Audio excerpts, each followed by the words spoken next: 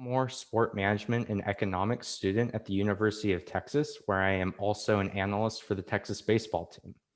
Over the last few months, I've watched about 28,000 pitches from the Korean Baseball Organization, and today I'm going to be presenting the culmination of that work, giving you a look at my publicly available free-to-use dashboard that I call the KBO Wizard, as well as an overview of how I calculate a certain set of statistics. Now, to get to the wizard, you're going to want to go to my website, benhowell71.com. And at the top, there's a couple of drop-down menus. If you go to KBO and KBO Wizard, it'll bring you to this page. And then if you click the big red button in the middle, it'll take you to the KBO Wizard. I have also dropped the link in the chat, so you can access it through there as well. Now, to walk you through the KBO Wizard, I'm going to give you a look at Aaron Brooks's profile page. He's a right-handed pitcher for the Kia Tigers who had an amazing season with a 2.5 ERA and 2.67 FIP in about 150 innings. But the first thing you're going to see is a pitch location plot, as well as a heat map of all the pitches that he threw that I was able to chart from the season. You can sort this by a couple of different factors, whether you want to sort by pitch type. So say you want to look at all of his sliders, you can select by slider. And then if you want to filter further by looking at all of his swings and misses, you can do that as well. And I bring up his slider because it had a 23.7 swinging strike rate on the season, which made it the best swing and miss pitch in the entire KBO. So he was a lot of fun to watch using that pitch, but I digress. The rest of the player page is going to show some of the stats I calculated. And the first thing here, WOBA and what I'm calling estimated xWOBA and estimated xWOBA on contact. I'm going to talk about those in a few more minutes and how I arrived at those.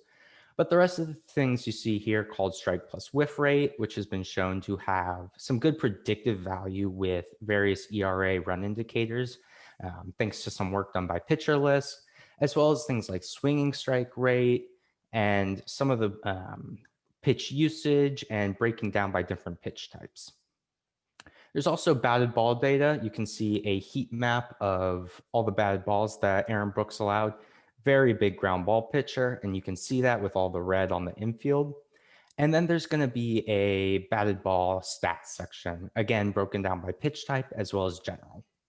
The rest of the page, you've got some plate discipline stats, as well as a velocity distribution and a pitch usage distribution. The rest of the wizard, there's a hitters page, as well as a couple of different leaderboards based off of some of these general stats, these batted ball stats, but I'm not going to spend the rest of the time going through that. I'm going to let you play with that on your own and check out all the cool features that are available there. So, with all that data I collected, 28,000 pitches from ESPN and Twitch broadcasts, I was trying to collect everything that happened on the pitch that you could get from watching a broadcast. I created a separate rShiny app to individually plot the location of each pitch, as well as track the result of the pitch and how hard it was based off of the broadcast velocity. For batted balls, I was collecting whether a ball was hit soft, medium, or hard, whether it was a ground ball, line drive, fly ball, or pop-up, as well as whether the ball was hit to the pull, straight, or opposite direction based off of the batter at the plate.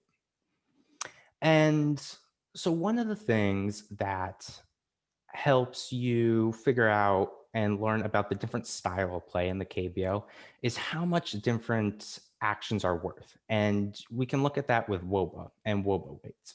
And to get the WOBA weights for the KBO, I worked backwards from the values that Fangraphs has posted from this season, the end of season WOBA values, as well as using the components. And using the solve package, the solve function from the limsolve package in R, I was able to solve the equation to return the values, the WOBA weights that you see here. And what you can see, walks, hit by pitches, and singles are all worth more than they are in Major League Baseball, which makes sense considering that when you watch the KBO, they are more focused on getting on base, playing small ball, bunting runners over to second and third, and scoring them with a single in the gap, rather than sort of that true 3 outcomes that we've really started to see in Major League Baseball.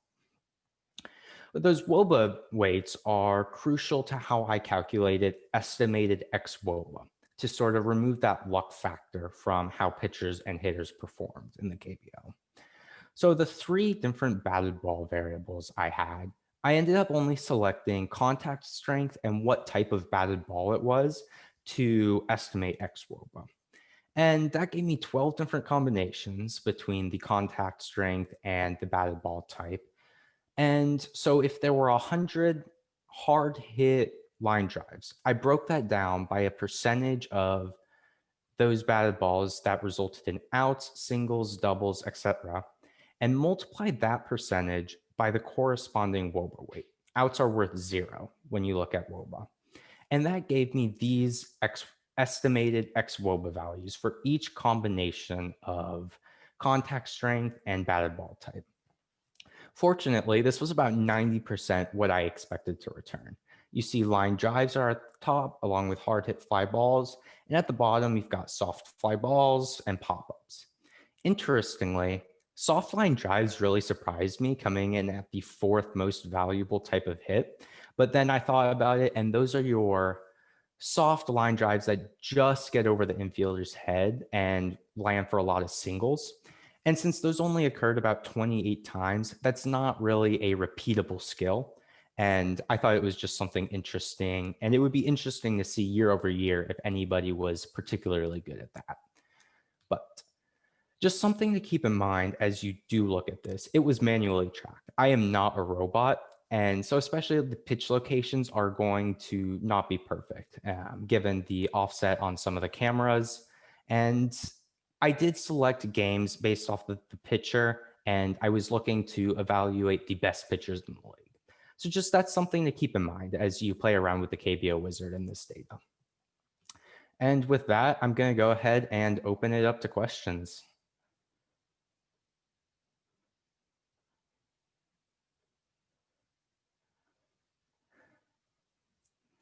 Or thoughts or comments?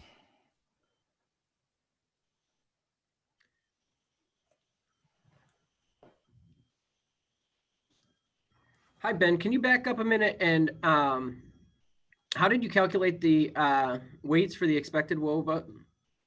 These ones? Or for the WOBA in general, I'm sorry, not the expected WOBA.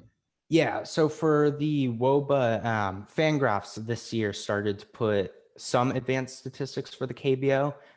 And so I worked backwards from the data they had and exported their leaderboard with the WOBA, the end of season WOBA value, as well as how many singles, doubles, triples, and home runs, and as well as the walks that each player had. And then basically isolated all the variables on one side and then used the solve function to do that algebra.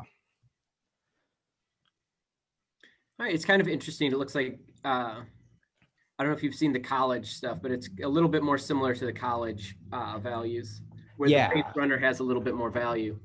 Yeah, and I mean, that's something you also see just while watching a lot of the games. They're much more focused. They are much more willing to bunt. And I think some of that has to do with a maybe wider disparity in hitting talent. So, yeah. All right. Do we have any more questions or comments? So this is basically an approach you could use to when you don't have play-by-play data. Mm-hmm. Yeah. Yeah. And so, yep. And really cool. Thank you. Thank you. Brad wants to know what kind of software programs you use to manually track the pitches. So let's see. I created an R-Shiny app that was basically a plot and allowed me to click on a location and get the coordinates of that. And I also used Excel just to track like the velocities and results. And then after every inning, I would copy the pitch locations over to my Excel sheet. And just so I had it all in one place.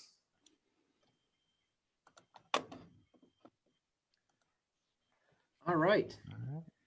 Well, thanks, Ben. Thank you. All right, I'm gonna stop sharing. There we go. And our next presentation is from Sam.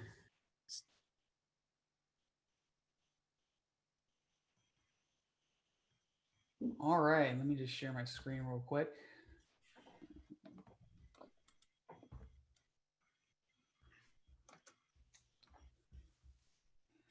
All right, cool. Okay. Hello, I am Sam Stangovitz. I am a senior data analytics major at The Ohio State University. And over the past summer, I, along with Dr. Ruddy a little bit, worked on the economic inefficiencies of MLB mega contracts. And so, surprisingly, despite a large downturn in popularity and attendance numbers over the past couple decades since the steroid era, there were a lot of lucrative contracts recently in the MLB. In fact, 14 of the top 16 contracts in American sports were from the MLB, with the exceptions of Canelo Alvarez and the recent Patrick Mahomes mega deal. In fact, Mike Trout's contract is actually worth as much over these next 12 years as the Angels were worth 12 years prior to the signing. So there's a lot of investment in a small number of superstar players in this league, despite it being well known that you need to have a very large mix of stars to have a championship team. And while large payrolls have helped the last 3 World Series champions be successful, this becomes a double-edged sword. You look at some of the older veterans, such as Albert Pujols and Miguel Cabrera, having much more trying times in their late 30s. And as this guy on the right is well known to explain, the 7-year, $161 million contract of Chris Davis is one of the biggest albatrosses in sports history, and the only reason he's on an MLB roster. And also, while teams have found success with large payrolls, teams like the Phillies and Angels have put hundreds of millions of dollars into a few star players and have lacked things like a bullpen, and so they hang around 500.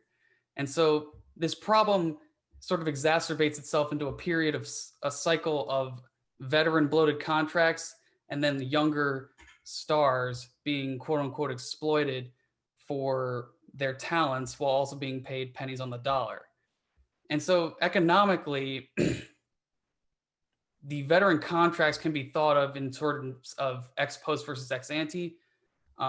So most contracts in any sort of sport or business are looked to be more as investments or the ex ante mindset, whereas MLBs, in my opinion, are curiously more based on prior output and prior seasons or the ex post, and more so than any other sport, in my opinion.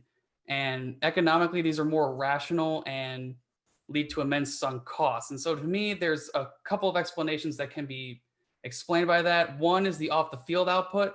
Guys like Mike Trout, Bryce Harper, those guys are going to be getting a lot of merchandise and ticket sales. I do believe that after the Bryce Harper and Jake Arrieta signings, that the Phillies attendance have jumped up by over 10,000 per game, which is a huge boost in revenue. The other option is a sort of quid pro quo by the baseball owners, where you perform well in your early to mid 20s, you get paid in your 30s into your 40s. This is sort of a mindset that can't really be proven, but in my opinion, it's a possible theory. And the other option is a Moneyball style inefficiency with these contracts being favored towards veterans.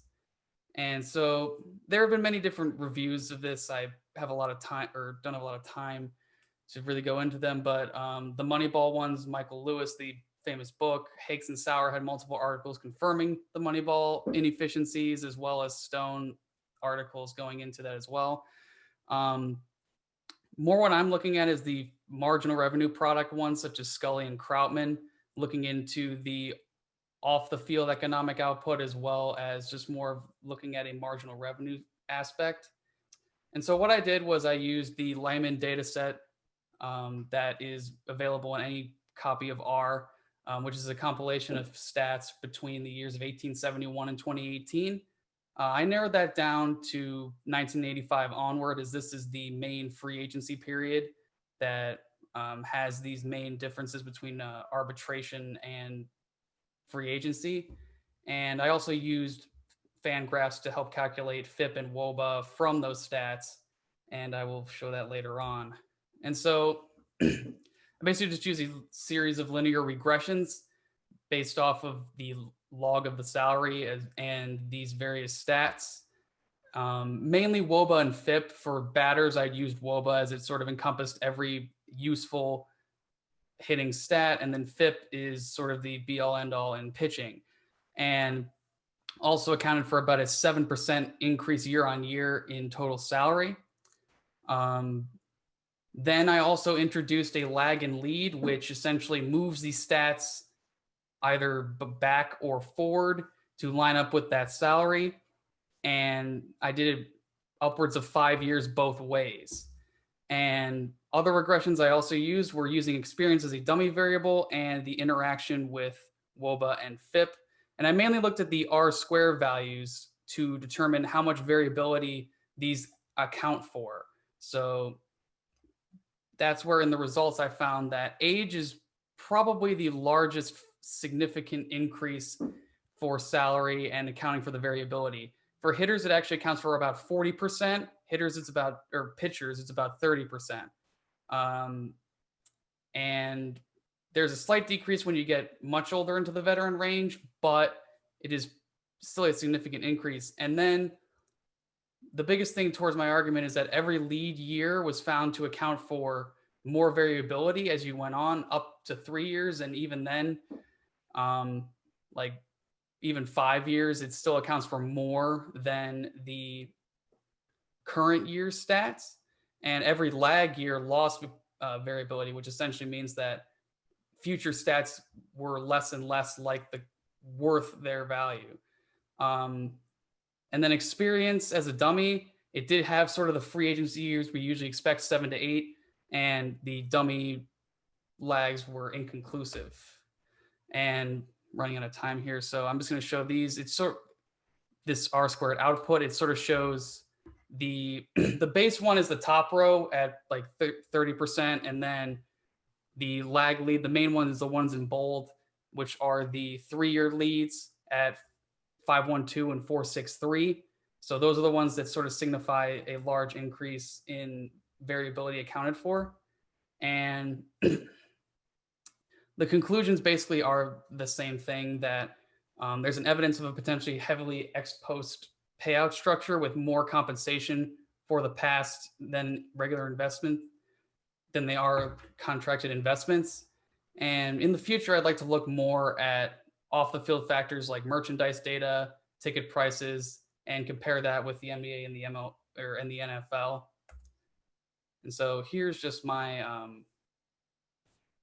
equations that I used and the references here. So I have a link at the bottom here to my article. So I didn't really have a lot of time to present that here. So I might put that in the chat for people to read. So yeah, sorry that went a bit long, but I'll open up to questions now.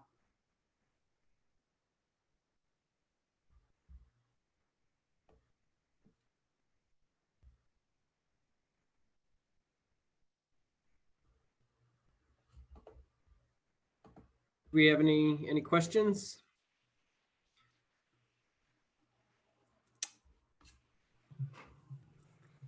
Sam, did you, with the collective bargaining agreement, it makes it really tricky. How did you handle the first 3 years when guys make league minimum? So I had run a regression where I split them up. I had like 3 and under, 4 to 6, and 6 plus. For the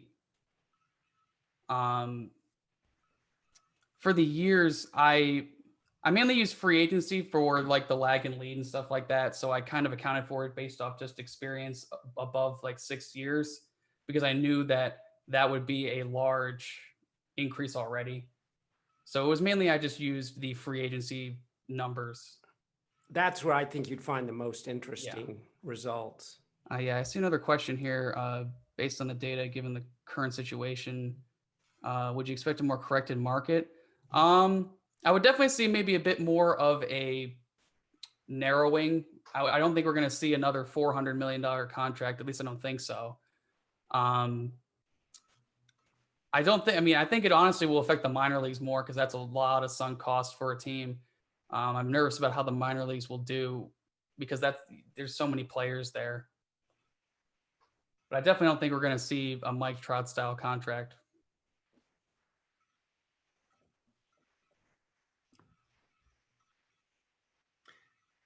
All right. Thanks, Sam. Thank you.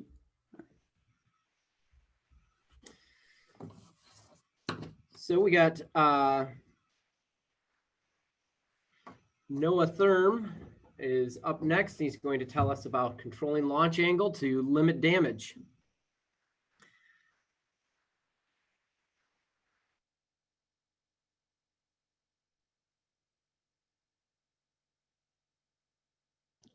All right. Can you guys see my screen? Good. Assume that's a yes. My name is Noah Thurm. I'm a sophomore at Georgetown University, currently working at Driveline Baseball.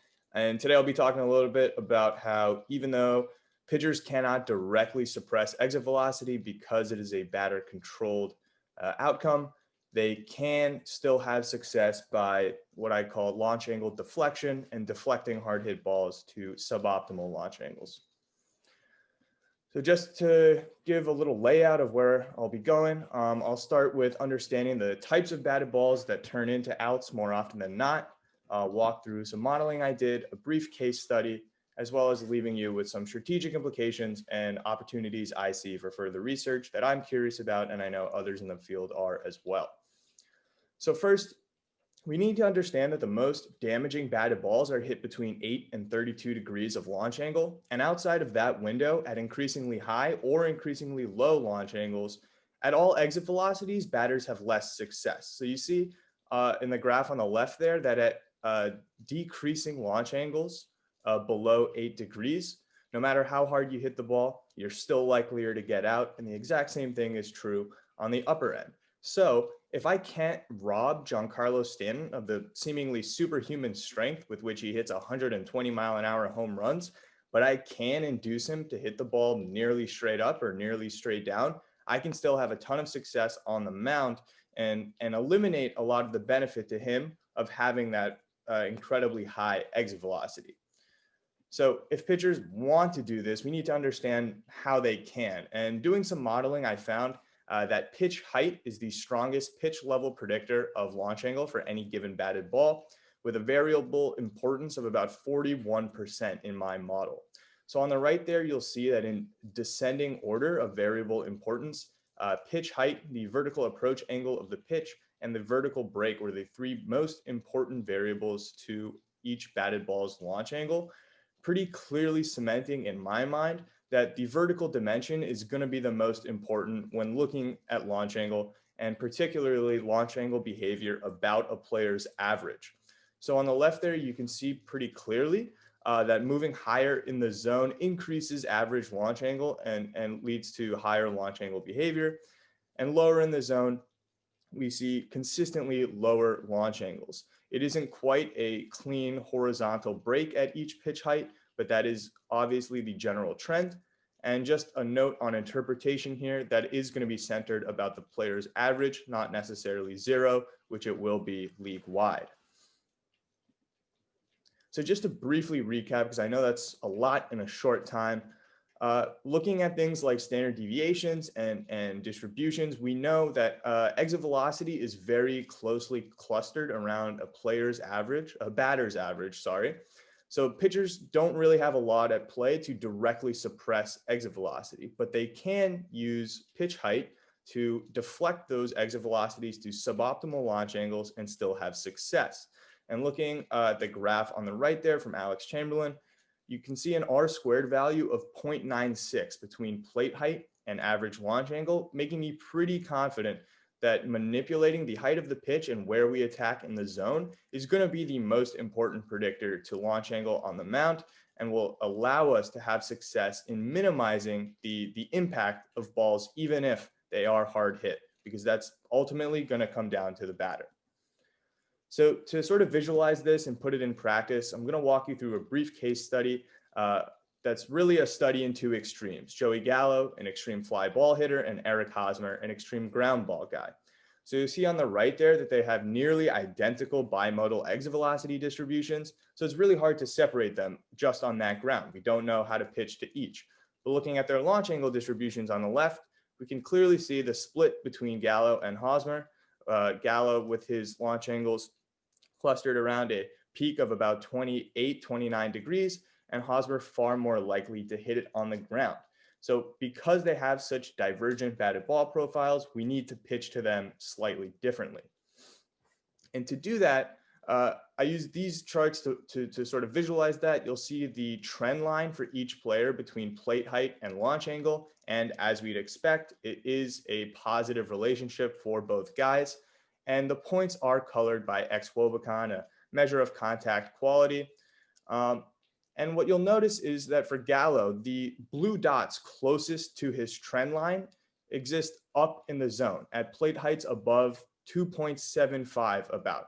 So those are the dots closest to his trend line, so the closest to his natural behavior. We don't need a sort of large amount of luck or wide variability in batted ball outcomes to induce really high fly balls that are not productive for him. So up in the zone, we turn his naturally high average launch angle into an exceedingly high average launch angle that is ultimately unproductive for Gallo. And for Hosmer, the exact opposite is true. All of his hard contact is concentrated above that trend line. So rather than trying to break his tendency or get him out of his natural swing plane, we want to lean into that and take him to the extreme of his ground ball tendencies, live lower in the zone, and sort of let him get himself out. I think often on the mound, we talk about trying to throw off a hitter's rhythm and understanding their swing path to try and break tendency.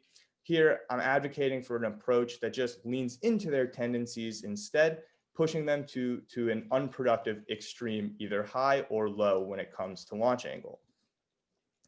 So we also need to talk a little bit about how to determine which bucket guys fall into. Do I pitch them up? Do I pitch them down?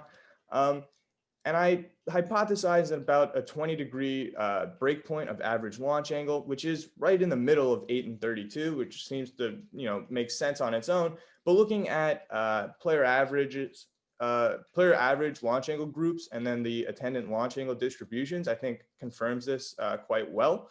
So you'll see here that for the 10 to 15 and 15 to 20 group of player average launch angles, the distributions are almost identical. The peaks of the distributions are so close that you can't even see two separate lines centered around 16.8 and 17.3 degrees.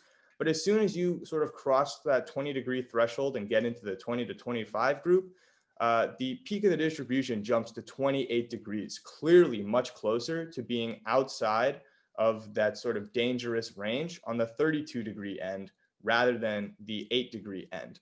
So that's why I've stuck with this 20-degree breakpoint for filtering players between guys I'd consider high launch angle, who we should try and induce pop-ups from, and guys who are lower launch angle that we should seek to keep on the ground. So obviously this isn't exhaustive, and some opportunities I see for further research, either from myself or others, is involving horizontal plate location as well as the batter's spray angle to sort of make a more complete analysis. On the right there, you'll see just for an average player, launch behavior is vastly different by field. So I'd want to include something to involve the horizontal dimension to make a more well-rounded model and add a little nuance to my understanding of launch angle deflection. That's all I have, so I'll open it now for questions.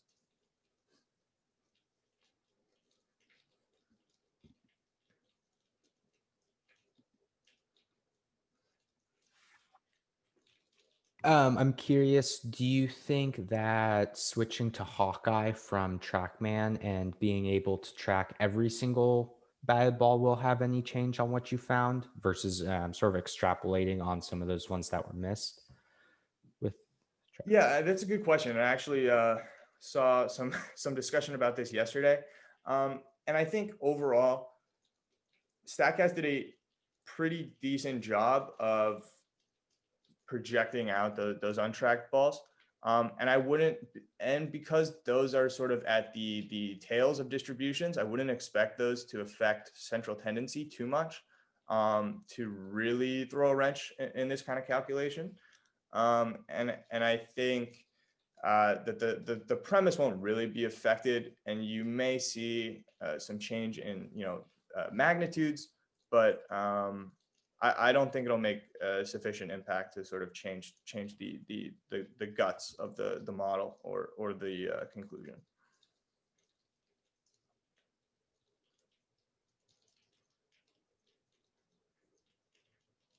All right, we need to move along to the next one. Thanks, Noah. That was interesting.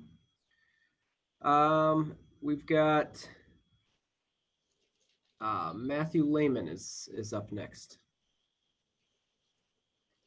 Hey everybody, let me share my screen.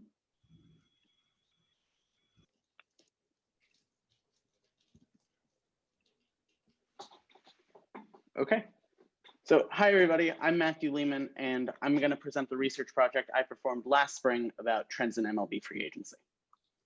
So over the past 50 plus years in baseball, players have fought a long battle to earn rights over their contracts and careers through a free agent system. But as baseball fans know, over the past few seasons, the system has come under fire over its inability to fulfill these goals. You have big name players like Justin Verlander and Evan Longoria calling free agency broken, blaming selfish teams and modern analytics. Trevor Bauer unsurprisingly spoke out. He tweeted about the bloodbath for middle-class players in particular. And there have been complaints about slow markets, especially with players like Keuchel and Kimbrel, not signing until June, just a few seasons ago. And meanwhile, stars like Nolan Arenado, Mike Trout, whose massive contract Sam was talking about earlier, and Mookie Betts have signed record-setting contract extensions to avoid the free agent market while locking themselves in long-term with their current teams. So in light of this public criticism, I wanted to study the free agent market and analyze the validity of these complaints by investigating some questions. Has the modern labor market changed? And if so, how? Is free agency helping players, or are they actually better off not exercising their free agent rights and signing an extension with their same team? And then what does this mean for the future of the sport? And I did this research a little while ago, but as you can see from a couple headlines I pulled from the past few weeks, this feature is going to be heavily influenced by the effects of COVID. So in order to answer these questions, I analyzed free agent contracts relative to contract extensions, which I treated as binary alternatives for every player.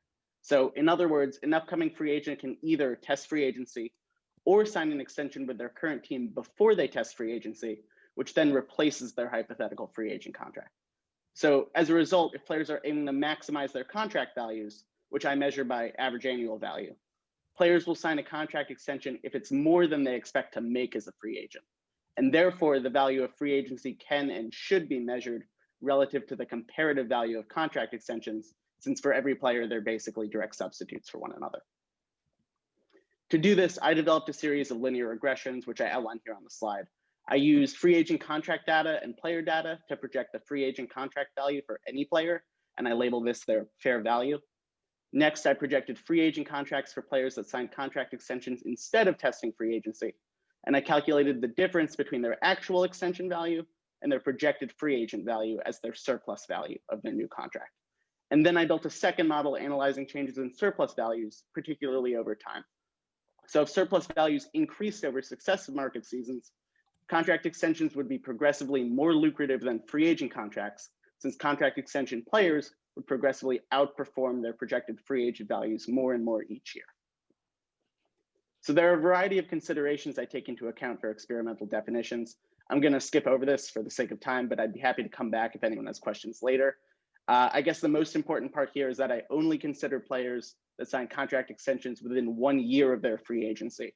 So that way, the value of their extension is a direct replacement for the value of their free agent contract. And here are my data sources. I consider 124 contract extensions and 1,104 free agent contracts over the 2009 to 2020 off seasons. And I tried a variety of regression techniques. Here's the fair value model that fit best. It's a linear model. I found seasonal WAR to be the most predictive statistic in determining contract values. So I eliminated collinear statistics, which was basically all of them. Other predictors are included here, but the most important one that I focus on is the market season. So here, the fair value model shows that an equivalent free agent would be projected to earn just over $150,000 more in each successive offseason as a product of the season alone. And then I used the fair value model to project the contracts for players that signed contract extensions instead. I calculated their surplus value over their projected value, and I modeled trends here in the surplus value model. And this shows a statistically significant positive relationship between market season and surplus value. So in other words, players that signed a contract extension received an average annual value over $200,000 more than they are projected to earn as a free agent in each successive season. So an increase of $200,000 each year. So clearly the value of contract extensions is increasing over free agency. So the relative value of free agent contracts is decreasing. And as you can see on the right, the model's not a stellar fit, but this makes sense because the surplus values are basically the residuals between the free agent market and the contract extension market. So you wouldn't expect major differences between the two, but the differences that do exist show a statistically significant increase over time in contract extension values. In addition to contract extensions, I also analyzed changes in the subset of middle-class free agents, but here it's important to note that their surplus values in their free agent contracts are calculated relative to all free agents, as you can see in the little Venn diagram there. And as a result, the middle class is actually making up a huge proportion of this population. So any residuals between the middle class free agents and the population of all free agents somewhat reflects the inability of the fair value model to accurately project the middle class within that population. And that's exactly what I find over the past 5 seasons. This is the residuals of middle class free agents from the 2016 to 2020 fair value model. And it shows that over the past 5 seasons, middle class free agents signed contracts for over $500,000 less than they are projected to earn in each successive season, even though the model was largely regressed on their data. So clearly the model is flawed, but the trend was still highly significant and pretty revealing. So I thought it was worth sharing. Quickly, I also analyzed trends in the population of upcoming free agents, which I also found revealing. So overall, the number of upcoming free agents has actually decreased in general over the past 12 seasons, but an increasing percentage of upcoming free agents have elected to enter the free agent market, even though it's seemingly less profitable. So if players are truly aiming to maximize their contract values, this doesn't make a ton of sense. Meanwhile, the number of middle-class upcoming free agents has actually increased over time, with an even greater percentage signing free agent contracts rather than contract extensions. And as you can see, there were 0 middle-class contract extensions over the past 2 off seasons, which is a big change. I visualize these trends here, both of which are statistically significant. On the left, you can see an increasing percentage of players within 1 year of free agency are in the middle class in orange. And on the right, an increasing percentage of upcoming free agents are entering free agency and not signing contract extensions, which is especially true for the red line, which are the middle class players. So if free agency is less rewarding for players, but more players, and especially more middle class players, are entering free agency, are players just giving up money? Instead, I think these trends point to a bigger issue with contract supply rather than contract demand. So here in this project, I focus on the demand side. And I assume that every player is making a binary decision between a contract extension and free agency. And in this context, my analysis shows that contract extensions have paid players progressively more than their free agent fair values each season. But then this should lead to more players signing contract extensions instead if they're trying to maximize their value. However, if all players are not able to sign contract extensions, more would be forced to test free agency since they aren't actually being faced with this labor market decision. And this is seen in the increasing trends of upcoming free agents over here, entering free agency, especially in the middle class, where even fewer players might be able to sign a contract extension. And the data also correlate with current criticisms. For example, the decreasing number of upcoming free agents could correspond with star players signing contract extensions more than a year before their free agency. So I referenced Trout's extension earlier, and Sam was talking about it a couple presentations ago. He signed his contract 2 years before his free agency. So he isn't considered as an upcoming free agent in this study, for example. And there's definitely more work to be done. I want to look into contract supply, and I'd love to reanalyze contract demands trends too. I've learned a lot more about regressions and statistical techniques since I started this project, so I would do it again. But even given the limitations, my research finds that the comparative value of free agency is certainly declining, and it shows that much of the public criticism is justified. And while the implications of these developments are important for players to consider in their career decisions, it's also crucial for MLB and the MLBPA to fix, both for the new 2021 collective bargaining agreement coming up, and for the general future structure of baseball. So that's all I got. Here are the sources from my project and paper, and I'd be happy to answer any questions if anyone has any. Thank you for listening.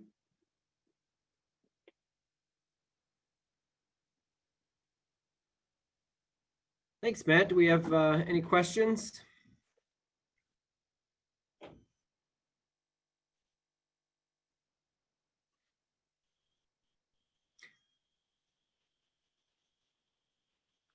So I may have missed it because I have a couple of things going on here as I'm getting emails for people trying to get into rooms. But how did you account for the difference in the year? So if we're signing an extension ahead of time, then you're taking out a year of arbitration. And how did you account for that difference in here? So that's a good question. I only considered players that signed contracts, extensions that already had all of the years of their arbitration accounted for and known. Because otherwise, if that wasn't a known number, like even if your last year of arbitration, they hadn't settled before the contract was signed, that value is going to be implicitly included in the contract extension. And if that's not a set number, you wouldn't really be able to account for it the same way. So I only considered the free agent replacement part. And as a result, you had to know all the years before. Okay, thanks. Any other questions? All right, Max Caruso is next.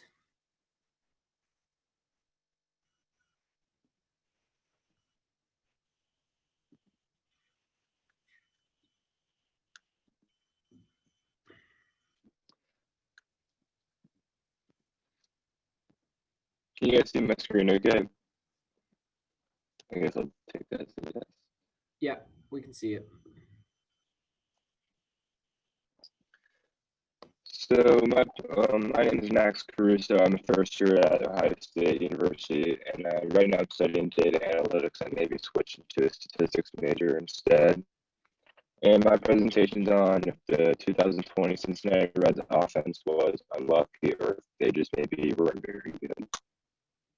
Some reasons people say the offense was unlucky were because of their barrel percentage, expected WOBA, and solid contact. They ranked at or above league average in all these categories here on the left. And usually these are very good indicators of good players and good teams. Players such as Fernando Tatis, Freddie Freeman, Mike Trout, Corey Seager all are near the top of the league in these categories, and they also are some of the best hitters in baseball. However, the Reds ranked 11th in expected WOBA, which is often one of the best indicators of how well an offense can perform. They ranked 28th in runs per game, which is here on the right. And then you look at teams like the Dodgers and the Braves, they were top 2 to 3 teams in the league in expected WOBA, and they were also near the top of the league in all these stats, which is a big reason people say the Reds are unlucky because of all these pretty good numbers here on the left with not so good numbers on the right. I didn't think the Reds were unlucky. I think there's a statistical reason why, and I think I might have been able to find it through this research. The first statistic I looked at was runners in scoring position with 2 outs. This is oftentimes a very important stat when it comes to scoring a run. These are important runs. They're tough to score. And as you look here on the Reds, here on the left, you can see they rank near the bottom of the league, and all these stats, including last in runs scored, hits, and strikeout percentage. Or the team with the Dodgers, they led the league in almost all these stats, which include batting average, runs, total bases, RBIs, weighted runs created, and strikeout percentage. And the Braves, who are also a very good offense, successful team, ranked near the top of the league in all these statistics as well. Another close stat that I looked at was numbers in late close games. This is defined as a game in the 7th inning or later that's within 1 run, so tie game or winning or losing by 1 run. These are obviously a lot of very clutch at-bats, very important at-bats. And as you can see, similar stuff to the last slide, the Reds ranked near the bottom of the league in all these stats: on base slugging, home runs, total bases, runs, RBIs, doubles. All of the teams like the Dodgers and the Braves ranked very highly in all these categories, especially the Dodgers. They led in total bases, home runs, and RBIs. And then this next one, I think is probably the most important stat. It's WPA, which is win probability added. It's a pretty straightforward stat. The only thing you need to calculate it would be a win expectancy chart for each game you're watching or looking at. It measures the change in each team's win probability every plate appearance, and everything the hitter or the offensive team gains, the pitcher and the defensive team loses. It's not really a predictive stat. It just kind of tells you what happened. It can't really predict anything for the future. And it highlights the biggest contributions in the game, in each game. You know, if a guy hits a home run in the ninth inning of a tie game, it's going to probably significantly increase that team's chance of winning versus hitting a home run when your team is up 7 runs. It's not really going to make and really increase your win probability by that much. Since every plate appearance, your WPA can go up or down, a 0 WPA would be considered average, as you wouldn't really have affected your team's win probability throughout the season in a good or a bad way. It's a very context-dependent statistic, you know, given the whole situation. If it's a close game, your at-bats are probably going to be worth a little more than if it's a blowout. Everything increases and decreases in decimal form. So here on the right, I got an example. So if Joey Votto were to hit a home run in the ninth inning of a tie game, that could change the win expectancy chart and increase the Reds' chance to win that game by, say, 40%. That means Joey Votto and then the Reds team would get 0.4 WPA points, while the pitcher and the defensive team would lose 0.4 WPA points after the home run. And obviously, the bigger the situation, the more WPA points it's worth, because the bigger the situation, the more it can impact the game and the win probability. Then compare an offensive WPA. On the left, you got the Reds had a negative 2.09 WPA throughout the course of the season. And then right below it, I have their top 5 players in this category.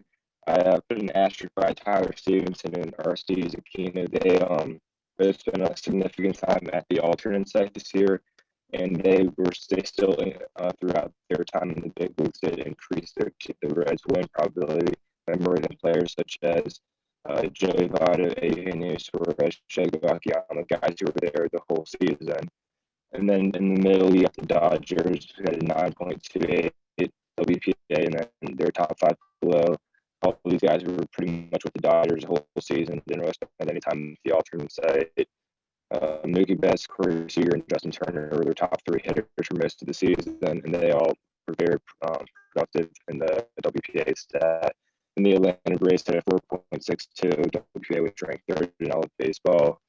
Once again, all these guys for them were pretty much everyday players. Freddie Freeman's the National League MVP. He, I believe, led the whole league in WPA, while all these other guys, Dansby Swanson, Marcell Ozuna, Adam Duvall, Ozzie Albies also had very good years, and they were a big reason why the Braves offense was so good.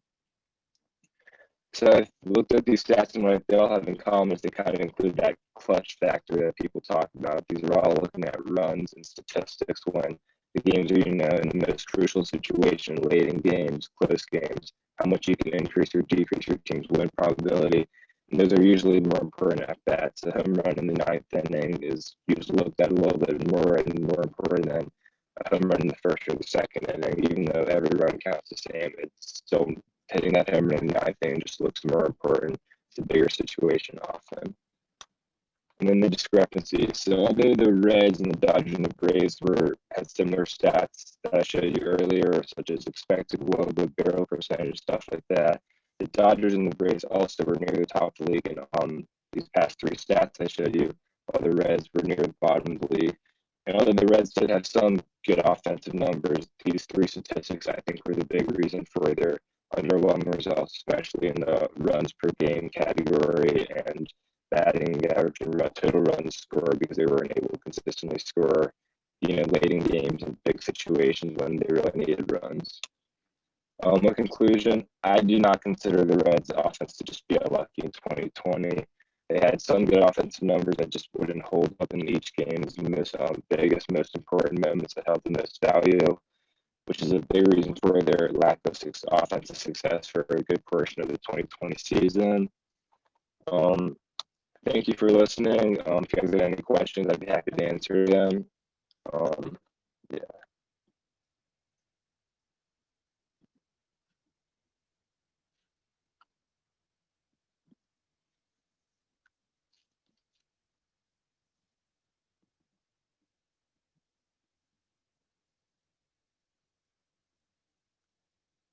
All right, there's a question from Peter in the chat.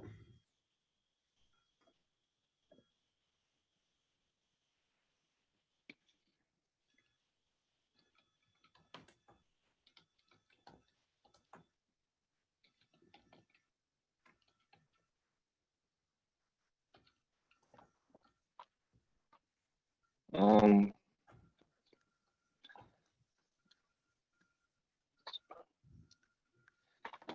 the reason that I do consider hitting with runners in scoring position, I just kind of think every hitter would approach each at bat the same way, and it wouldn't as much be a specific skill, which I guess I see your point when you're saying it could be just luck or unlucky that they didn't hit as well in those situations. But I do still consider playing, as I kind of try to prove with some of those numbers and statistics, the better teams, the better players, they still were able to hit and approach the right at bats with runners in scoring position. All right, thanks, Max. We've got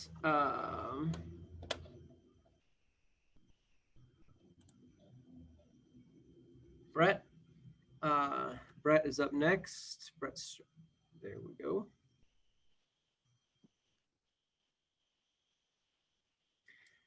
And Brett, you can go ahead whenever you're ready. Absolutely. Thank you so much. So good morning, everyone. I'm Brett Stoll, and I'll be presenting on Warball, Major League Baseball optimization with budgetary constraints. So it's kind of obvious to everyone when you see an all-star team. It's self-evident. But what isn't as evident is, how do you fill a roster? On a shoestring. So spending money to pursue the top talent, the top players, is a straightforward proposition. But what happens when you can't just throw money at the problem? So what we considered was the relationship between WAR, wins above replacement, and salary for players who would be in the free agency portion of their careers. We're defining this as folks who are beyond 6 years and are above $1 million salary, get rid of people in the minimum band. While some of these folks might not be free agents, their salaries should be fairly close to market driven at this point. And so all of our recruits are assumed to be market driven. And then our question becomes, who do we recruit for our lineup given some realistic salary constraints? To kick it off, we looked at a team where money was no object. We said if we wanted to put together the best starting lineup based upon maximizing our wins above replacement, who would we pick? And that's who we have here. We spent just shy of $123 million and got the maximum WAR possible out of the Layman 2018 data set that was used. What was more interesting, though, is that if you picked all the highest paid players and created a roster where we were looking exclusively at the highest paid player in every position, we could spend $184 million and cut our WAR in half, down to 24.37. We could also spend $87 million and get the worst possible WAR, an 11.01. So that got us thinking about, how can we start putting together shoestring rosters? What are our best players we can afford at different salary levels? So we considered a $20 million salary cap, as you see here, 40, 60, 80, 100, and of course, our maximum WAR.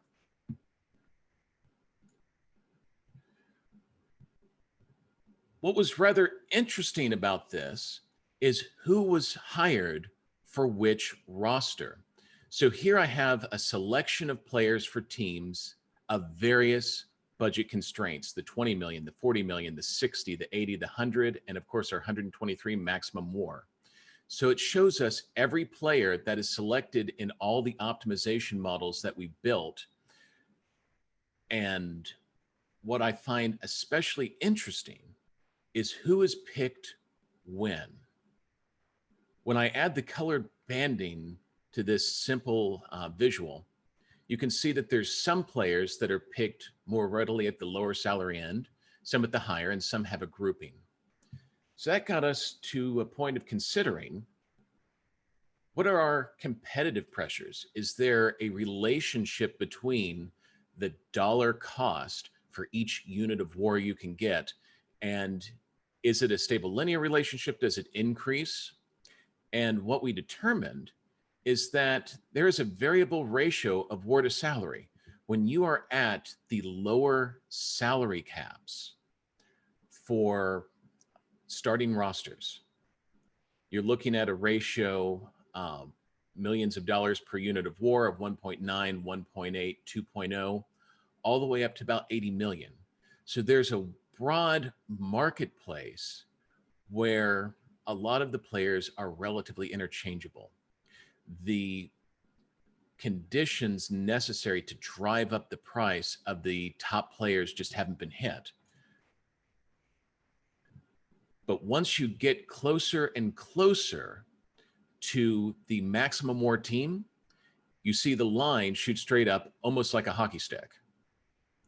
And so it turns out that beyond a war in the low 30s, you start paying a premium for each unit of war that you're able to purchase by recruiting the top talent. And so, as with any fun little back of the envelope optimization model, there are a few assumptions that have to hold true for any of it to be relevant. We were looking at 8-person team rosters. We assumed that they were either free agents or at the free agency part of their career. We also had to assume that we could recruit anyone we wanted and that there weren't long-term contracts that were holding people to a particular franchise. And we were looking at just one season and ex post data. That having been said, the application of linear programming techniques to the selection of a roster based upon salary constraints is an exercise that MLB franchises can consider adopting and adapting to filling their own rosters based on their own conditions. And thank you. Any questions?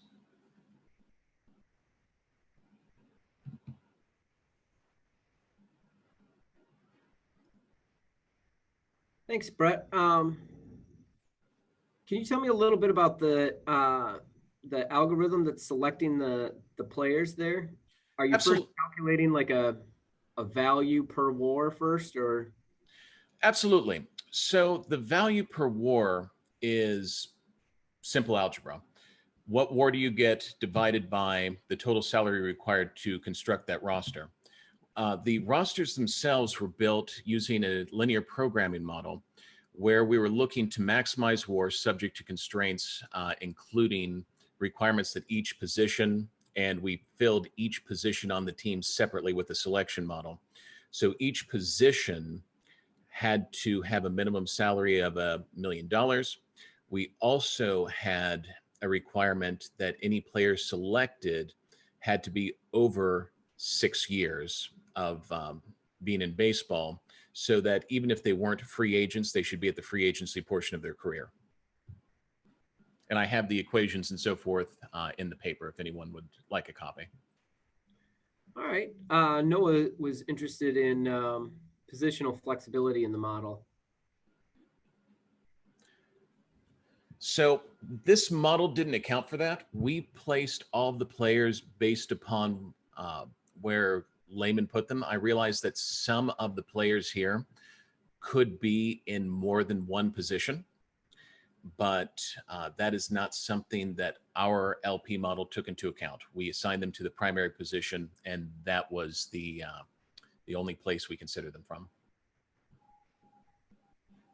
All right. Thanks, Brett. Thank you.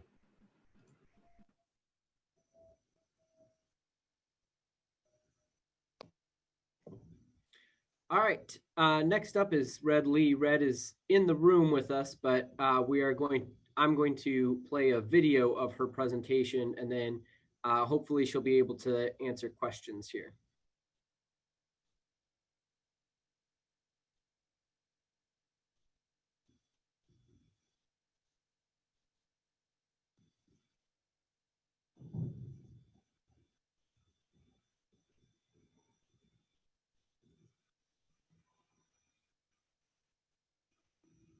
Hello everyone, my name is Xingyi Li. You may call me Red, like the color red.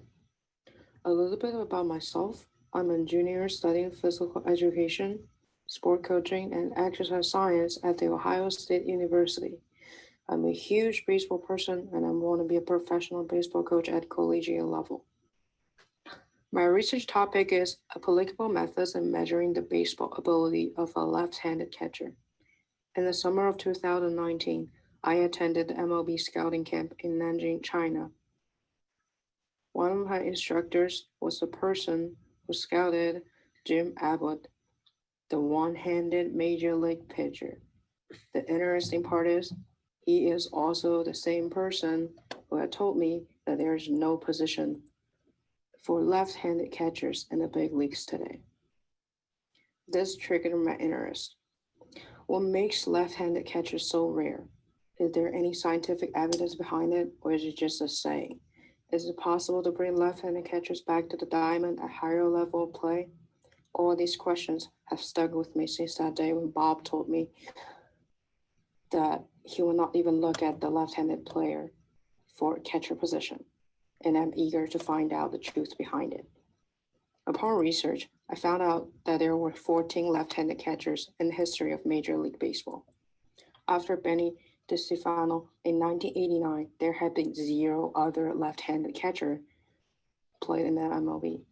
If you Google the question, why is there no left-handed catcher?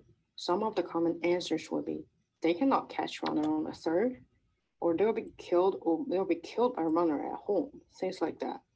Some might sound kind of reasonable. How about one right-handed catcher throwing the first base?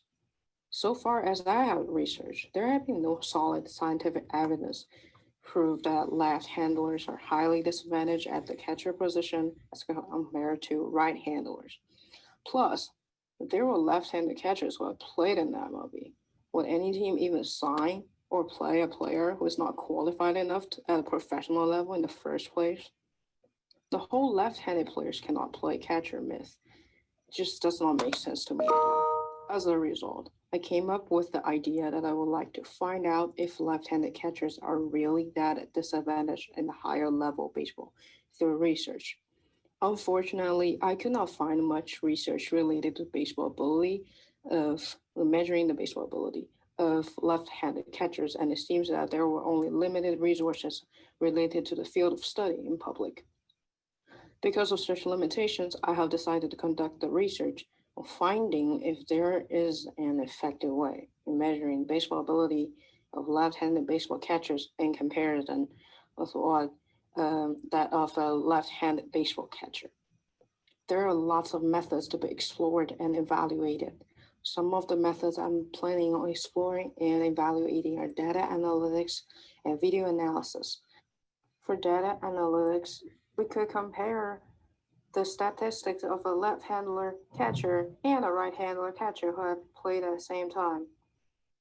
The main focus of data analytics will be on the catcher's defense statistics than on his hitting stats.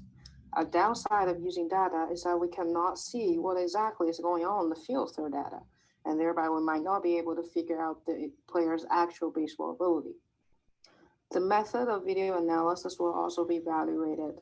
Professionals will be invited to evaluate the player using the official MLB scouting guide, which is created by MLB for scouting use and scouting camps. Players will be scored and commented during the evaluation. Video analysis, as a traditional method of scouting, could be a great tool in deciding one's baseball ability if conducted by a professional. While it can be highly biased, think about it. How many scouts will bet on Jim Abbott? Meanwhile, in the study, we should not be only looking at left-handed catchers, but also we could use data collected from right-handed catchers to justify if left-handed catchers are really that disadvantaged in the game. For example, examine the right-handed catcher's ability in throwing first base. I believe it is a topic worth studying. There are so many kids playing baseball right now, and so many kids are just left-handed. What if there is a left-handed kid who wants to play catcher, and the coach had just to tell the kid that he cannot play because the kid is a lefty? What if the kid got really good baseball catcher talent. Is it really fair just to tell the kid that we do not even want to give him a chance simply because of he or she is a lefty? And the most important thing is, what if the myth left-handed people cannot play catcher is wrong?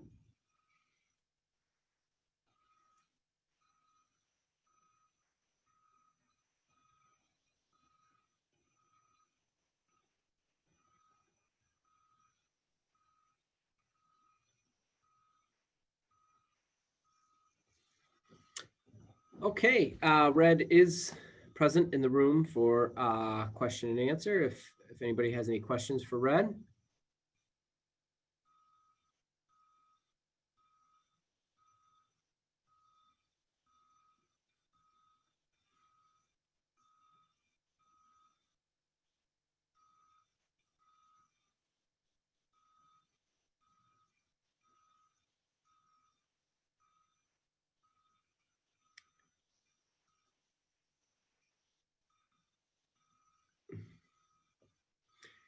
Anna asks if you've looked at the presence of other left-handed catchers in other professional leagues.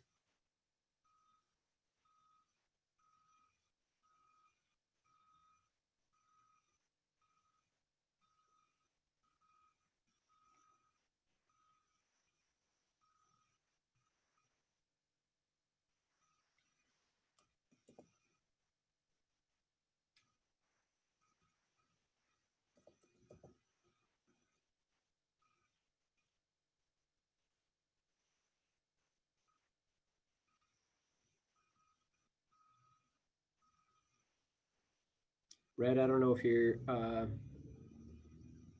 mic isn't on, but I'm not getting anything here.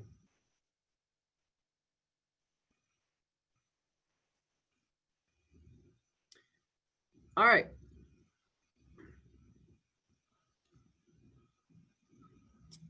Looks like we will move on. That's the end of our baseball presentations. Next, we have 3 hockey presentations and a soccer presentation. So first up on our hockey panel is Nayan Patel. And he's going to talk to us about the comparison between men's and women's hockey. Thanks, Dr. Reddy. Yeah, as you said, my name is Nayan Patel. Here, let me share my screen really quick.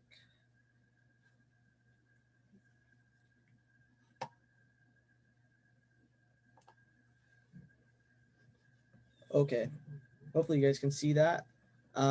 Yeah, so yeah, as you mentioned, my project that I did for this conference is using shot tracking and transitional play data to quantify the systemic differences between men's and women's hockey. I just want to give a big shout out to Mike Murphy at the Ice Garden for the inspiration behind this. We talked about this and I thought it would be a cool thing to actually kind of go ahead and do. So a little bit about me. My name's Nayan Patel. As I said, I'm a econ and stats major at Ohio State in my senior year. And I'm also the president of the Sports Analytics Association. So basically, for those who are kind of unfamiliar with, men's and women's hockey, it's basically the exact same sport. The one big difference is that women's hockey doesn't allow body checking. It's still a very physical game, very fast game. It's very similar when you watch it. It's just they don't allow actually, just hits into boards and, stuff you see in the men's hockey.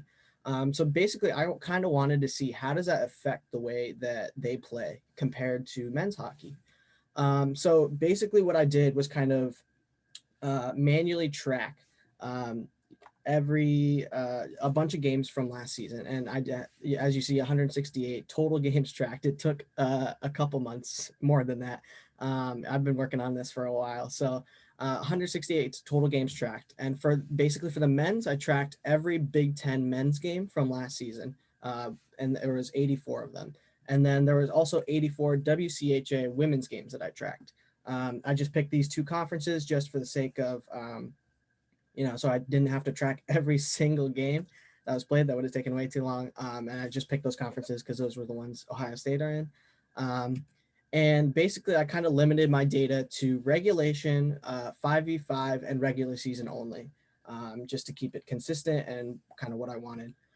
So basically what I tracked was, first I tracked shot attempt coordinates, or Corsi, as some of you might know.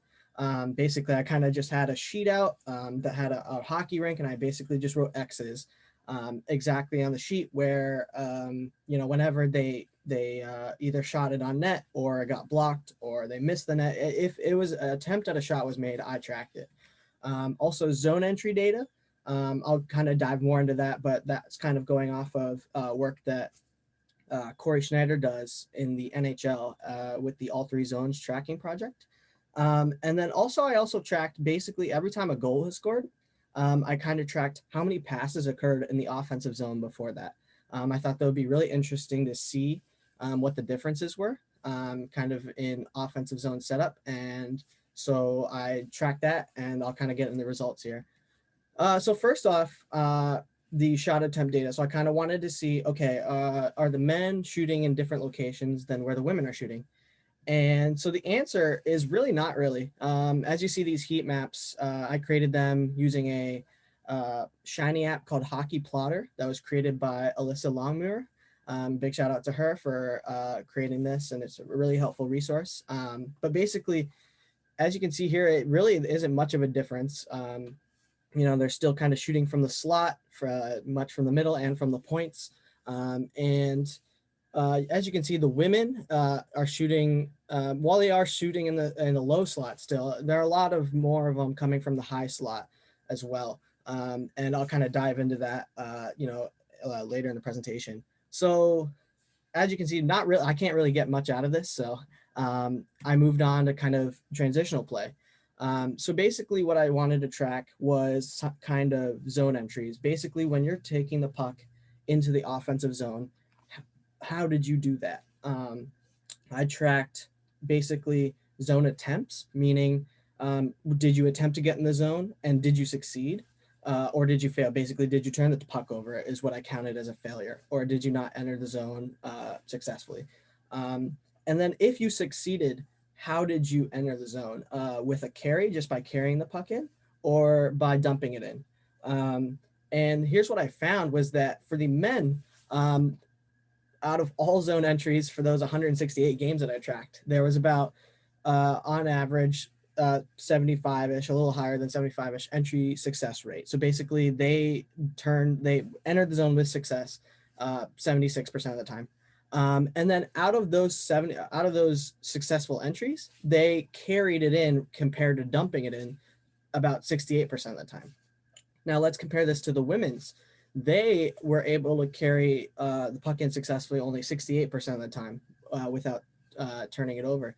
But as you can see, the really interesting thing here is when they were successful carrying the puck in the zone, they did it carrying the puck in 84% of the time compared to the men, who was only 68% of the time. So as you can see, the carry rate is kind of, I guess, the metric here.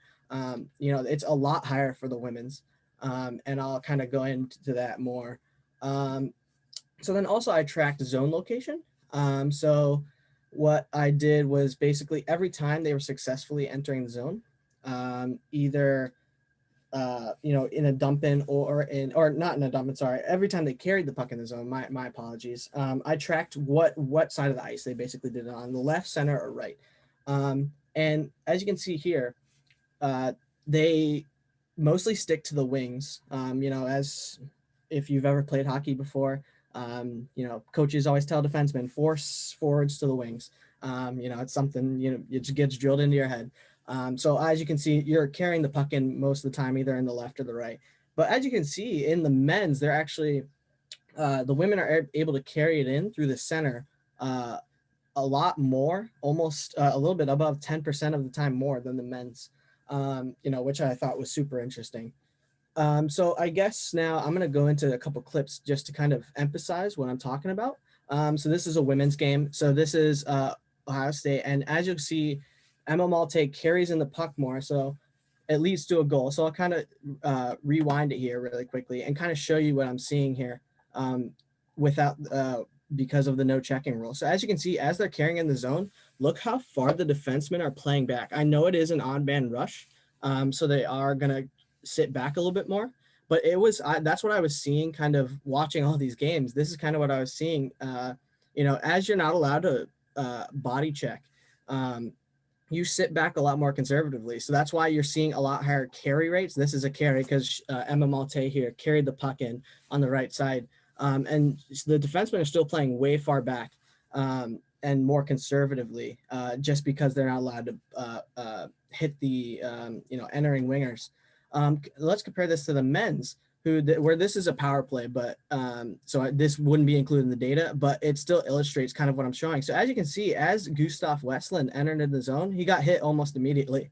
And that's why you see stuff like this, where they're playing a lot closer to the entering forwards, because they're able to throw that hit. And that's why you see something that we talked about earlier, where they were entering in through the center at a lot less rate, because you're taught to funnel those wings out to the sides. And since you can hit, you can, I guess, more effectively and easily do that. So it's something that you see, a big difference between how they play it. So just a couple of clips to kind of illustrate what I was talking about. And then the final thing, as I was saying, that I tracked was passes before goals. And as you can see here, we have a lot more passes occurring before a goal on the women's side of the game compared to the men's.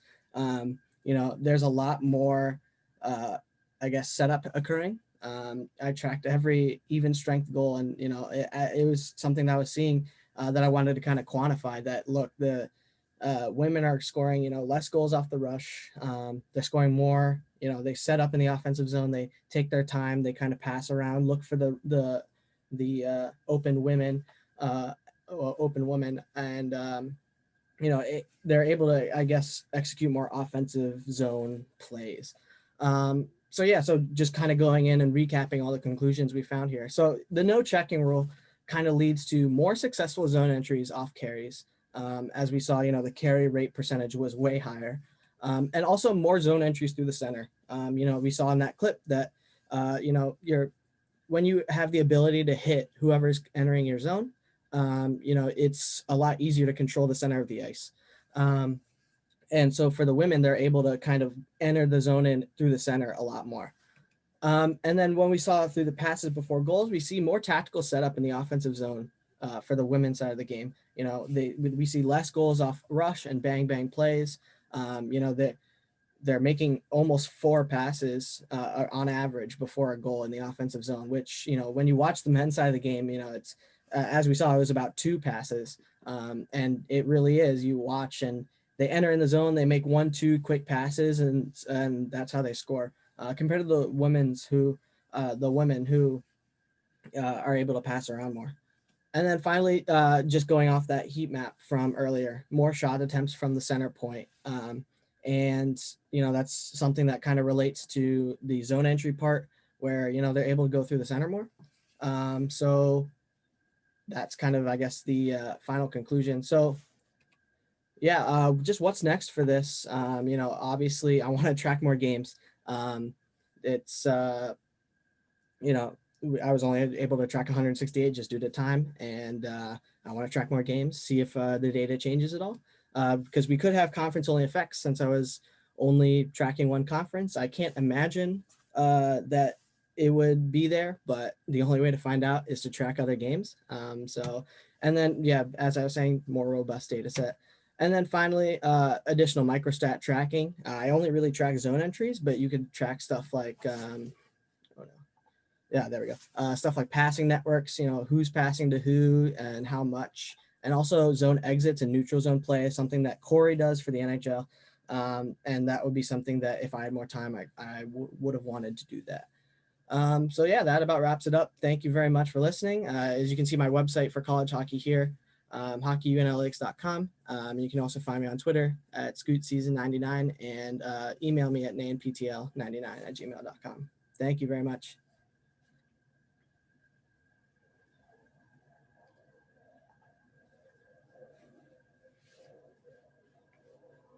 All right, Diane, we only have time for a couple quick questions here, but there are a few in the chat box if you want to take a look and Sure. something you'd like to address there.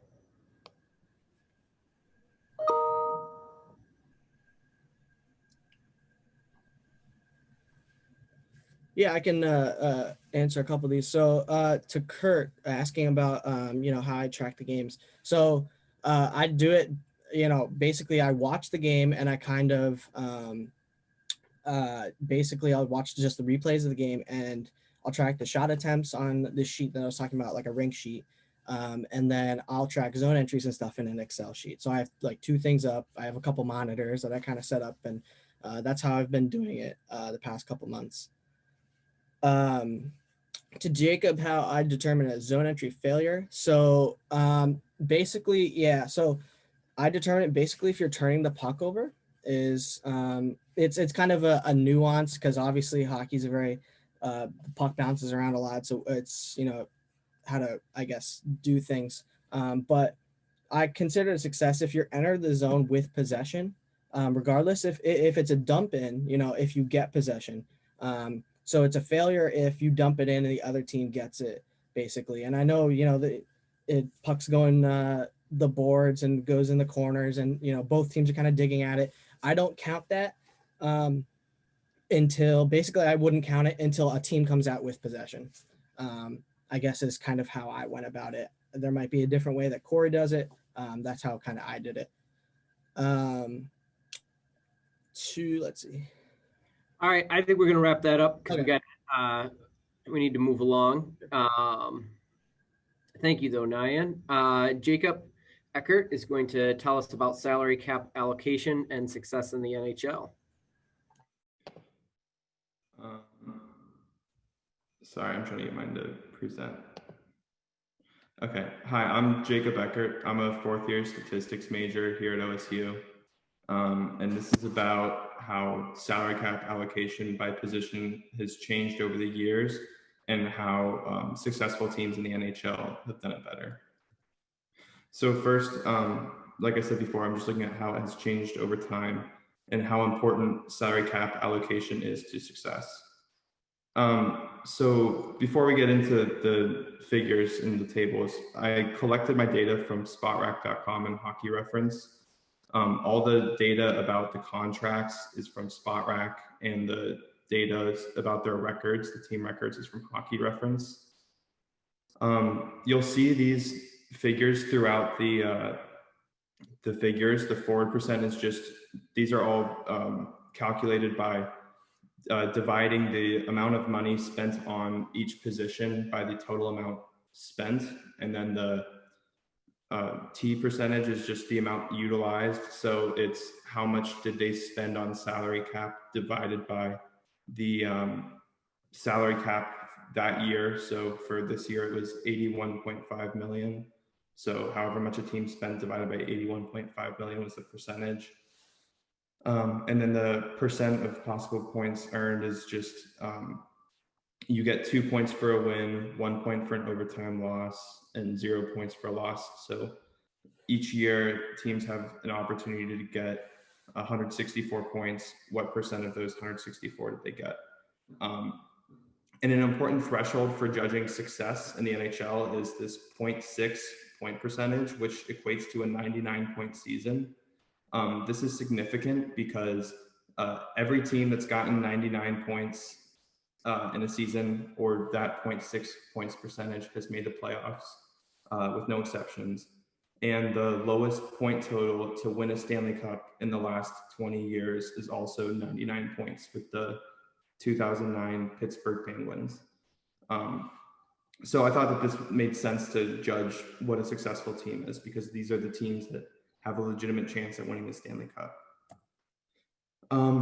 This is the data of the average teams spent on each position per year. You can notice that there was big changes in 2012 and 2019.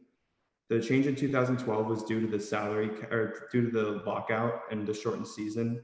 I think it just affected the salary that teams were paying players, and when they came up with the new agreement, the salary cap changed, so that made it difficult. And then this past year, there's a big increase in forwards again, getting back closer to what it was before the lockout. If you look at the figure R1 is just all teams together, whereas figure 2 is those teams that had the 99-point seasons. And they follow about the same trend. It's just that the top teams tend to spend a little bit more, but as a whole, it's not that the good teams are setting trends or they're ahead of the curve. They're just frankly spending a little bit more. This is the equations I use. The position percentage is just, it's a vector of the forward percentage, the goalie percentage, defenseman percentage.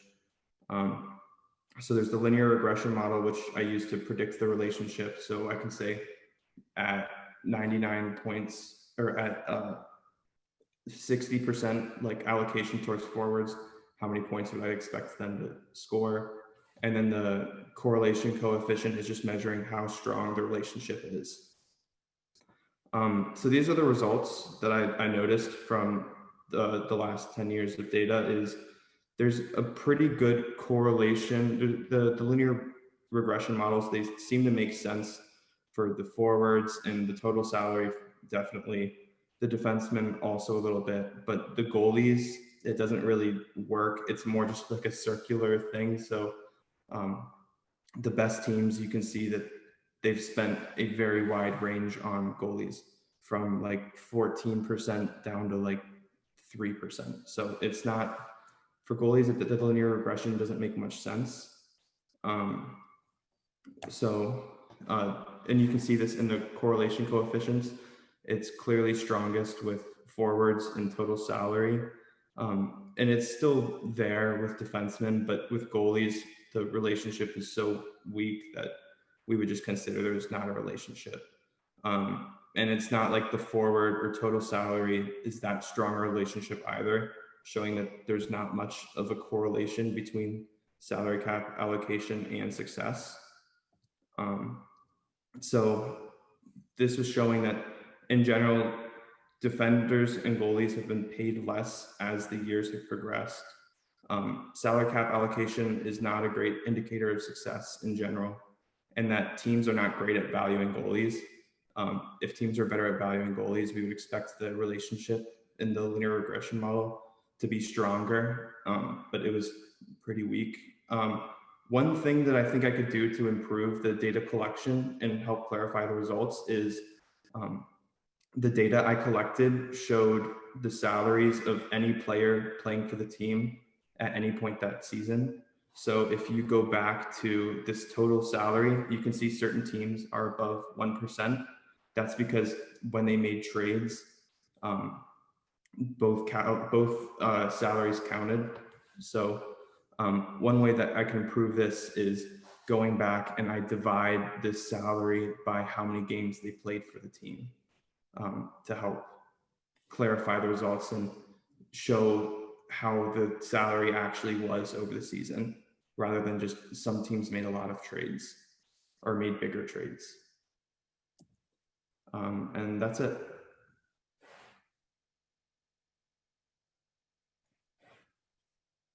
Thanks, Jacob. Do we have any questions?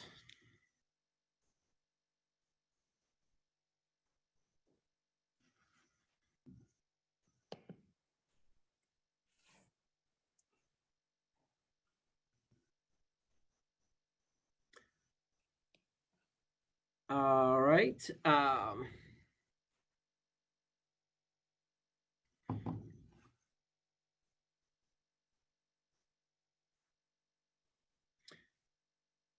All right, we're gonna go ahead and move on then. We've got 2 presentations left and our next session is gonna start in 20 minutes. So I'm gonna really stick to the 10-minute total on these last 2. All right, Brad Behan is up next, whenever you're ready. All righty, thank you. Can everyone hear me okay? Yep, sounds good. Alrighty, sounds good. Thank you again for having me. It's a great privilege to be at the conference with everybody. Just before I start, I'd like to make a couple acknowledgments. I'd like to acknowledge my fellow group members in this project. Derek Lasker, A. Brookert, and Zach Veltovin. A lot of hard work from these guys, and I believe we completed a very good project. I'd also like to thank my mentors for this project, Trevor Nill, Nick Gatt, and Albert Cohen. A lot of great wisdom and advice that we received from these great gentlemen, so I'd like to just thank them as well. But without further ado, let's get started. So predicting player performance is quickly becoming an important function in hockey all over the world. You want to obviously predict how well players are going to do from season to season, as well as coming from different leagues. So in this poster, we'll use linear regression to predict the average points per game for players in their first 3 NHL seasons. And this analysis includes forwards only from the Canadian Hockey League, which is a conglomerate of 3 Canadian junior leagues, which is the OHL, QMJHL, as well as the Western Hockey League. So starting off with the data, possible players that were included in the study were limited to those who completed the 2018-19 season, as the 2019-20 season was ongoing. The player must have only played in the CHL for any number of years before transferring permanently into the NHL or the AHL. To reflect the NHL rookie contract, which is averagely the longest rookie contract is 3 seasons, the player must have completed those 3 years in the AHL with at least 1 complete season split between the AHL and the NHL. And we considered a full season to be 20 games or higher. The 2020 season can be counted if the was necessary, if the player is on the bubble of that third year, to be included in the data set, just to have more data. And at the time that this project was completed, the season was at the pause due to the coronavirus pandemic. The 2004-5 lockout season was disregarded, and other generic rules were applied in our report listed, which we'll get to later. So this is just the general distribution of the players from each league. Obviously, the OHL had the most, and you can see here by the density plots, they had the most, I guess, variability in terms of points per game. A lot of players up high and low. The QMJHL had less players, but very strictly limited to these between 1 and 2 points per game. And the WHL is a bit lower. This kind of summarizes the league styles. OHL is a bit gritty, as well as finesse and scoring. The Q is a very score-high league, and a lot of great shooters and playmakers in that league. And the WHL is a bit more gritty and grindy. So that's how I'd sum up those 3 leagues.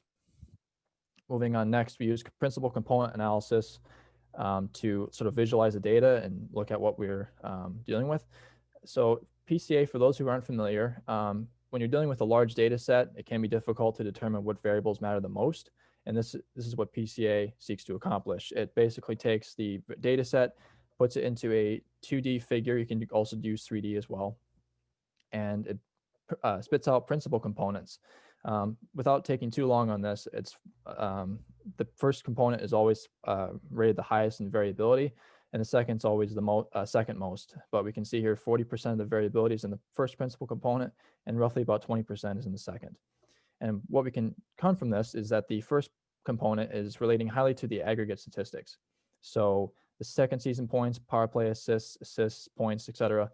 And then the second component is in relation to the per rate statistics, like points per game, even strength points per game, etc. And we can sort of see here that Sidney Crosby and Patrick Kane, they played, I believe, 2 seasons for Sidney and 1 for Patrick Kane in their respective junior leagues. They put up a lot of points, and they only had 1 season. So the rate statistics are going to be drawn more to them than others. And then you have John Tavares here, who's played 4 seasons in the OHL for Oshawa and the London Knights in that order. A lot of the aggregate statistics are more drawing towards him, and as well as the other 4-year players. So moving up to our linear regression prediction method, we use linear regression as well as backward stepwise. That's where we got our best result, which achieved a 0.478 multiple R squared, which statistical terms, it's not great. You'd like it to be above, 0.6, but with all the constraints and randomness of hockey in our data set, we believe this is a pretty good result. And the response variable, of course, was NHL points per game. The predictors were that the stepwise function spit out were assists, power play goals, even strength assists, plus minus, and season 2 points, which is quite interesting, given that the second season of any NHL player's career is going to be their slump year for the most part. Not always, but for the most part. Our sigma value for the model was 0.15, basically telling you that each prediction could be off by about 0.15 or plus or minus, which is not bad. I won't get into the diagnostic plots here, but you can check those out on our website. This table here summarizes all the predictions, regressions that we made, as well as their R-squared fit result. I won't go too much just because of time, but our original had pretty decent 0.38. And then we looked at the middle ground, since we thought, well, you're not going to get a first overall pick every year. That's essentially impossible. But what if you looked at the middle ground of points per game players of 0.5 to 0.9, and you still get a solid player? And that regression didn't do so well.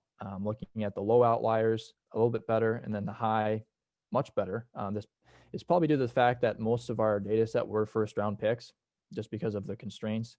And first rounders are more likely to be full-time NHLers in a shorter time period. Not always, but most of the time.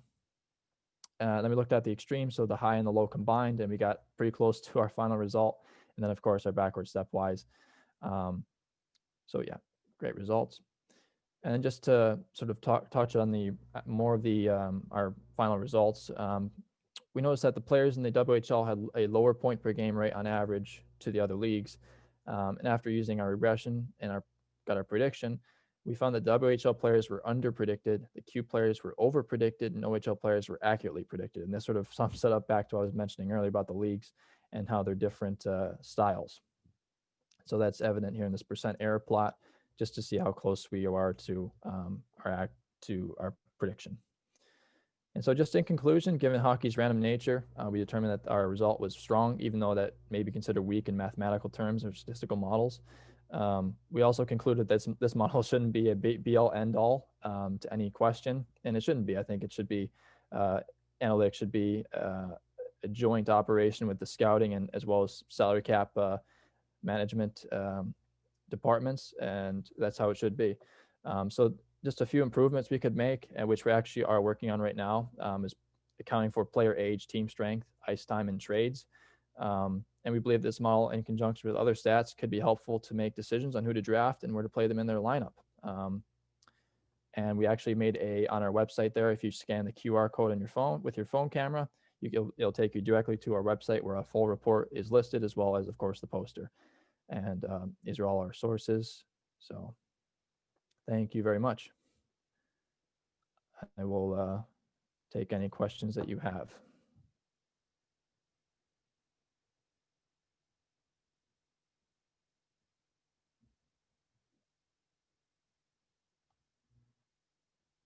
All right. Thanks, Brad. Does anybody have any questions? Comments?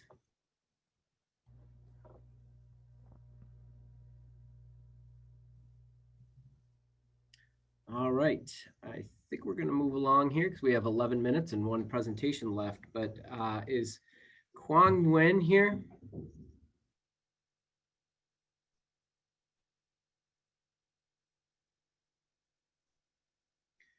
Well, I guess we do have some extra time then. Well, thank you everybody for these excellent presentations. We're very happy with.